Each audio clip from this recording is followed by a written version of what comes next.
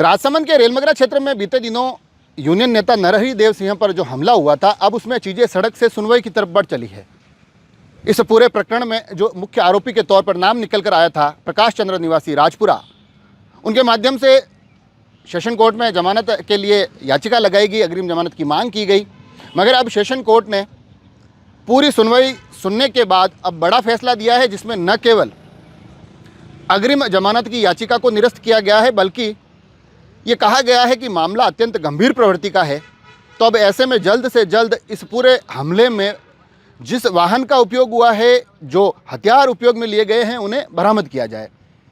इसमें नरहरि देव सिंह की तरफ से जो वकील देवेंद्र सिंह राठौड़ पैरवी कर रहे थे, उन्होंने क्या कुछ कहा वो मैं सुनाऊंगा आपको, मगर उससे पहले बता दूं कि रेलमगरा क्षेत्र में बीते दिनों ये घटनाक्रम एक सनसनीखेज घटना के तौर पर सामने आता है, जिसमें खबर निकल कर आती है कि यूनियन नेता नरहरि देव सिंह पर अचानक कुछ लोगों ने हमला कर दिया।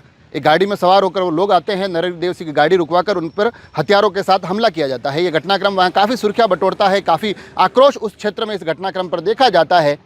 मगर अब जब चीज़ें न्यायालय की तरफ बढ़ चली है, तो वहाँ से जो ये फैसला आया है वो भी अपने आप में अत्यंत महत्वपूर्ण है, क्योंकि न केवल जमानत याचिका निरस्त की गई है, बल्कि हथियार और वाहन उनको भी जल्द से जल्द बरामद करने के आदेश दिए गए हैं। सुनिए इस पूरे मामले में देवेंद्र सिंह राठौड़ क्या कुछ कहते दिखाई दे रहे हैं। इसमें कुम दिनांक 18/12/2025 को हिंदुस्तान जिंक वर्क्स फेडरेशन के उपाध्यक्ष नरहरि देव सिंह पर प्राणघातक हमला किया गया।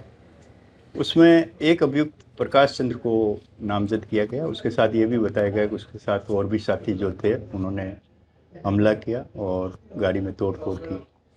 उस संबंध में नामजद अभियुक्त प्रकाश चंद्र पिता रोशनलाल निवासी राजपुरा ने न्यायालय सेशन न्यायाधीश राजसमंद में अग्रिम जमानत का प्रार्थना पत्र पेश किया।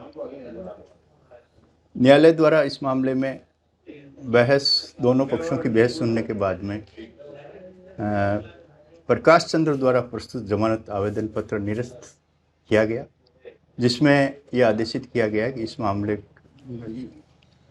मामले की गंभीरता को देखते हुए और इसमें प्रकाश चंद्र के वाहन एवं उसमें हमले में जो तलवार, सरिये आदि जो उपयोग में लिए गए, उनको बरामदगी करना है। इसलिए न्यायालय द्वारा उसका अग्रिम जमानत का प्रार्थना पत्र अस्वीकार किया गया है।